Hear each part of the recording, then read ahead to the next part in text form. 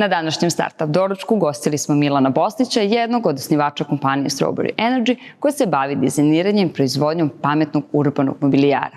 Trenutno Milan obavlja funkciju direktora Nacionalne službe za zapošljavanje. On je sa svojim timom pokrenuo ovu kompaniju još u srednjoj školi, a kompanija je sama postala prepoznata po inovativnim rješenjima za pametne gradove, uključujući prvi javni solarni panel na svetu Strawberry Tree. Ova ideja proširila se i na pametne klupe koje su postavljene u mnogim gradovima širom sveta, a kompanija je dobitnik priznanja za ovu inovaciju.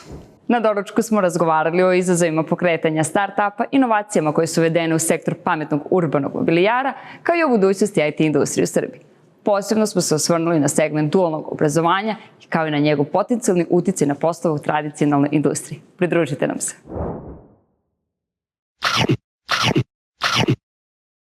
Sa nama je gospodin Milan Bosnić, novi direktor Nacionalne službe za zapošljavanje, koji je takođe posetio 8. forum naprednih tehnologija u Nišu i što će otprilike i biti tema ovog našeg razgovora.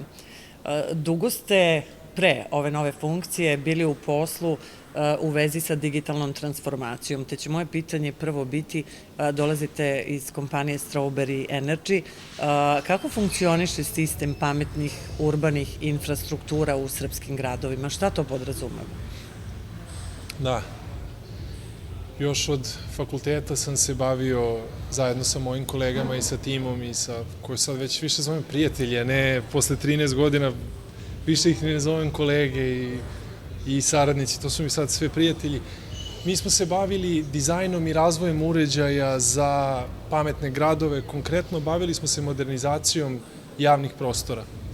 Iz prostog razloga mi smo uvideli da tehnologija se kreće neverovatnom brzinom i potrebe ljudi su se znatno promenile u odnosu na vreme kada su naši parkovi i trgovi dizajnirani, jer sada mi svi imamo toliko prenosivih uređaja sa sobom koji konstantno traže energiju i konektivnost, gde smo mi tu videli priliku, a opet smo uvideli da uglavnom vlasnici javnog prostora su gradovi i oni ne mogu da modernizuju javne prostore brzinom kojom se tehnologija menja. I onda smo mi tu videli našu šansu gde smo mi uzeli i dali te osnovne resurse ljudima kada su van svojih domova i kancelarija, da imaju energiju i konektivnost i spakovali smo ih u nešto što je jednostavno i prisutno svuda, znači klupu. Pametna klupa je tako nastala zato što svuda klupe postoje u svetu i nikome ne treba objašnjavati kako se koriste klupe i samim tim što smo ih unapredili i dodali im energiju i konektivnost, senzore za kvalitet vazduha, opcije za beskontaktno plaćanje, tako da se tu daju donacije za dobrotvorne svrhe. To je bio naš doprinos stvaranju pametnih gradova i pametnih trgova, ne samo u Srbiji, već sada u preko 50 gradova u 36 zemalja.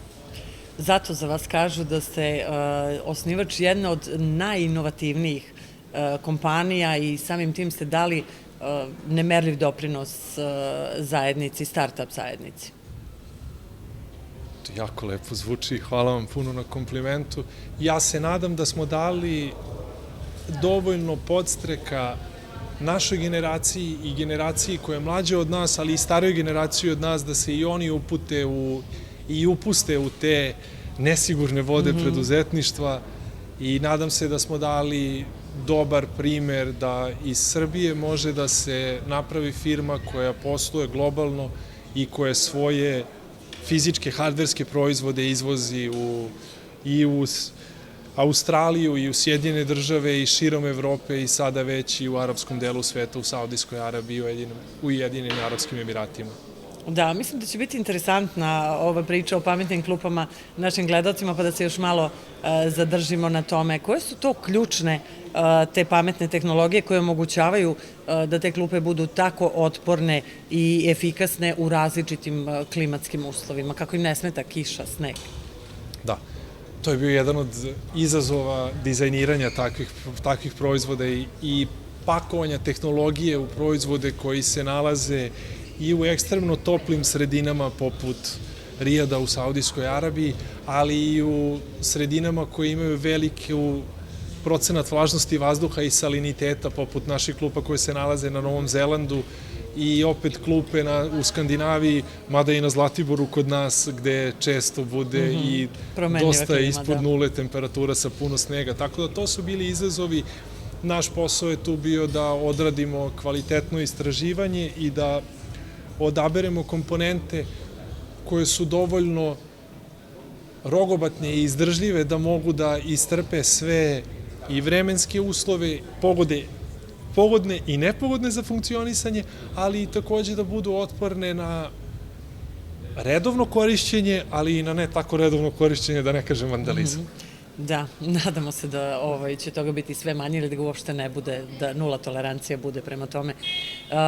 Pored toga što ste pobrojali, vaše pametne klupe prikupljaju i podatke o klimatskim promenama. Vremenskim uslovima. Podatke o kvalitetu sredine u bliskoj okolini, što će reći kvalitet vazduha i nivo buke. Da, klupe imaju ugrađene senzore koji mere nivo čestica, to su one sada čuvene ppm 2,5, 5 i 10, nivo CO2, nivo buke i u zavisnosti od zahteva klijenata i raznih tržišta i neke druge senzore koje smo stavljali. Da, nadam se kada govorimo o našoj zemlji da podaci nisu nešto zastrašujući. Te podatke koje vi sakupljate preko pametnih klupa? Pa nisu, mislim, opet to zavisi od doba godine, od vremenskih prilika, od same mikrolokacije klupe, jer svakako da nije isti kvalitet vazduha u samom centru grada gde je saobraćaj intenzivniji i na nekim mestima koje su poput Fruške gore i nekih klupa koje se nalaze u hotelima i rezortovima koji su prosto u prirodnim oazama gde je vazduh čist, pa je čist. Da. I kako te podatke koje prikupite preko pametnih klupa, pretpostavljam da ih koristite kasnije za unapređenje životne sredine, na koji način se to koristi? Mi sve podatke skupljamo i naši korisnici, to jest vlasnici klupa, oni koji prosto firme i državni organi i gradovi koji kupe te klupe, oni te podatke kasnije koriste kako bi ih upoređivali sa drugim podacima koji oni skupljaju u okolini i kako bi uticali na izmene nekih regulativa ili možda ponašanja ili izmeštanja saobraćaja u odnosu na ne samo te podatke, nego generalno sve podatke koje skupljaju u okolini. Da, vi ste ovdje imali prilike možda nedovoljno vremena do ovog momenta da napravite neke kontakte sa partnerima iz Evrope koji su ovde prisutni na forumu, ali pretpostavljam da imate rezultate gde je Srbija u odnosu na Evropu kada govorimo o pametnim gradovima. Evo i Niš je jedan pretendent da bude pametan grad. Mislim, za početak nalazimo se u ovoj prelepoj zgradi koja može da, Naučno-tehnološkog parka u Nišu, koja može da služi samo na ponos ne Nišu, nego i celoj državi.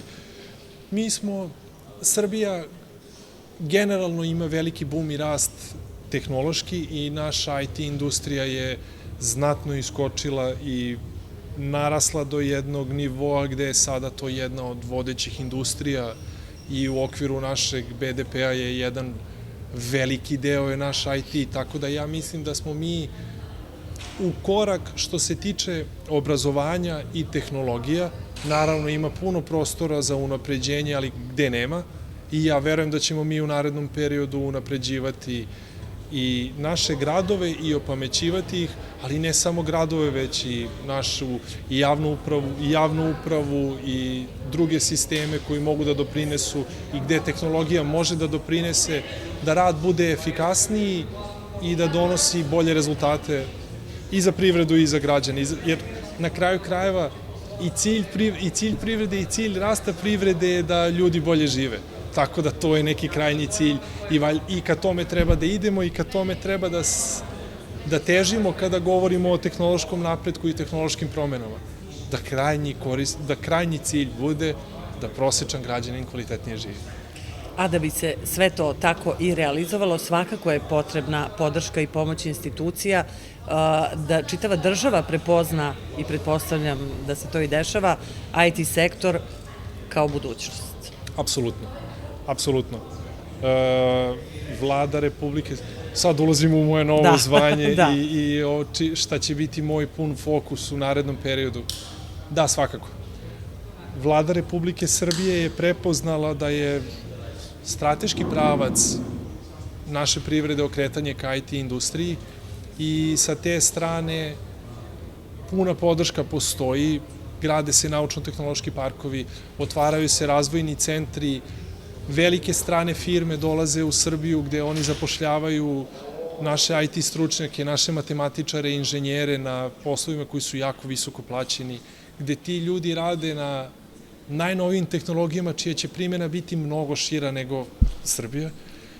I to je velika stvar za nas zato što mi ubrzano rastemo i ubrzano učimo i imamo pristup i novim tehnologijama i novim načinima i rada i poslovanja i svega toga i to je fantastična stvar, ali i pored toga, da ne bude sad da ćemo biti fokusirani samo na IT, naš veliki fokus će biti na ono što se zovu ti majstorski pozivi, gde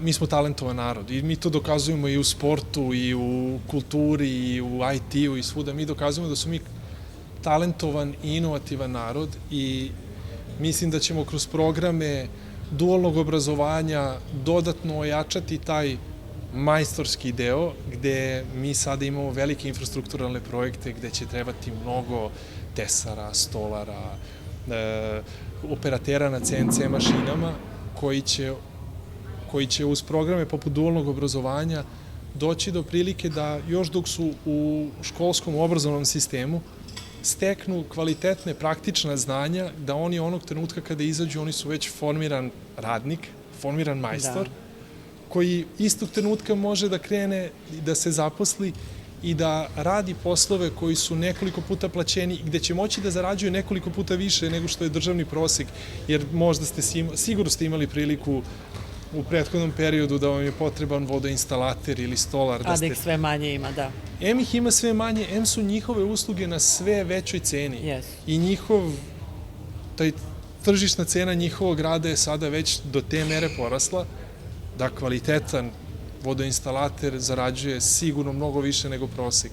I to će biti naš veliki fokus i mnogo energije ćemo uložiti da približimo našim mladim ljudima koliko to može da donese benefita njima i njihovom daljem životu i stvaranju i njihovim porodicama.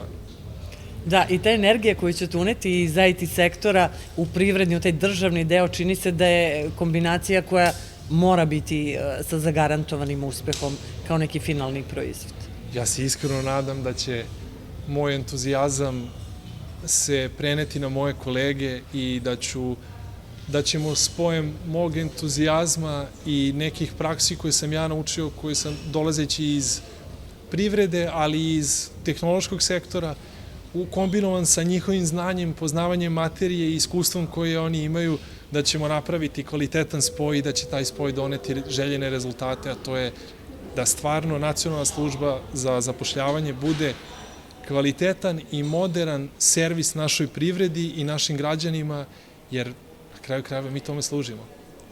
Mnogo hvala što ste govorili o ovom podcastu i nadamo se da ćemo vas češće viđati u Nišu. Hvala puno, nadam se da ću češće dolaziti i da ćemo imati puno lepih povoda da dolazimo i kojima ćemo pričati. Hvala još jednom. Naš sagovornik bio je gospodin Milan Bosnić, direktor Nacionalne službe za zapošljavanje sa drugog dana 8. foruma naprednih tehnologija u Nišu.